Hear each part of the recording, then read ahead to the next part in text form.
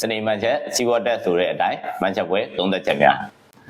โอเคညီကိုတွေအားလုံးပဲမင်္ဂလာညချမ်းလေးဖြစ်ကြပါသေးဗျကျွန်တော်တို့ချန်ပီယံလိ3ရက်ဆက်လည်းဝင်ခဲ့ပြီဖြစ်တဲ့အတွက်ကြောင့်မလို့ကျွန်တော်တို့ဒီနေ့20ရက်9လ2025စနေနေ့ညမှာတော့ကျွန်တော်ညီကိုတွေအတွက်ငွေရမယ်နှစ်ကွက်ရေးချထားတာလေးရှိတယ်ဗျဒီပွဲစဉ်တွေဖြစ်မလဲဆိုလို့ရှိရင်တော့ကျွန်တော်တို့ပရီးမီးယားလိပွဲစဉ်တွေကလူကြိုက်အများဆုံးဖြစ်တဲ့မန်ယူနဲ့ချက်စီတို့ရဲ့ထိပ်တိုက်တွေ့ဆုံမှုပွဲစဉ်တွေပဲဖြစ်တယ်ဗျ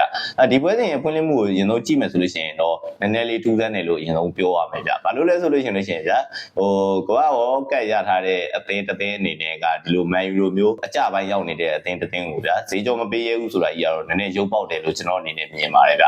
โอเคဒီပွဲရဲ့ဖွင့်လှစ်မှုကိုကြည့်မယ်ဆိုလို့ရှိရင် body ဈေးတဲနီးပါးဖွင့်လှစ်ထားပြီးပိုးပေါင်းဈေးကတော့3လုံးကိုတည်ရည်ဒီဖွင့်လှစ်ထားတာကိုတွေ့ရတယ်ဗျโอเคကျွန်တော်ဒီပွဲမှာစိတ်ဝင်စားနေတာဗာလဲဆိုလို့ရှိရင်ကိုးပေါင်းသေးဗျဘာလို့ကိုးပေါင်းသေးကိုစိတ်ဝင်စားရလဲဆိုလို့ရှိရင် body သေးကြက်ရနေထားမှာပြထောက်ထားတဲ့ကိုးပေါင်းသေးက3လုံးကိုမှတည်ရည်ပဲရှိတဲ့အတွက်ကြောင့်မလို့ကျွန်တော်အနေနဲ့ဆိုလို့ရှိရင်တော့တည်ရည်နဲ့အနိုင်ပဲကြည့်ရမယ်ကိုးပေါင်းအပေါ်လေးကိုရွေးချယ်ပေးခြင်းပါတယ်ဗျโอเคဒါပထမတစ်ချက်ပေါ့နော်ဒုတိယတစ်ချက်ကကို body ဈေးကိုကျွန်တော်အနေနဲ့အကြံပြုတာပေါ့နော်ဘေးအသင်းကြိုက်တယ်ညာအသင်းကြိုက်တယ်တော့ကျွန်တော်လည်းသိမပြောရဲဘူးဆိုတော့ဘယ်လိုလဲဆိုလို့ရှိရင်ဒါဒီချက်စီအနေနဲ့ကအနည်းဆုံးတော့မန်ယူကိုဈေးကြောပေးကိုပေးရမယ့်အနေအထားမျိုးမှာမန်ယူကိုဈေးကြောမပေးရဘူးဆိုတဲ့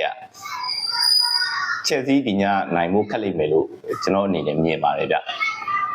โอเคဒုတိယပွဲစဉ်လေးကိုဆက်သွားမယ်ဆိုလို့ရှိရင်တော့ကျွန်တော်တို့ဒုတိယပွဲစဉ်ကဘေးပွဲစဉ်ဖြစ်မယ်ဆိုရင် CDA ပွဲစဉ်တွေက AC နဲ့ Udine တို့ရဲ့ထိပ်တိုက်တွေ့ဆုံမှုပွဲစဉ်လေးပဲဖြစ်တယ်ဗျဒီပွဲစဉ်ရဲ့ဖွင့်လှစ်မှုကိုကြည့်မယ်ဆိုလို့ရှိရင်တော့ AC အနေနဲ့ body ဈေးကိုတစ်လုံးပြ80စာလောက်ဒီဖွင့်လှစ်ထားပြီးတော့ဘိုးပေါင်းဈေးကတော့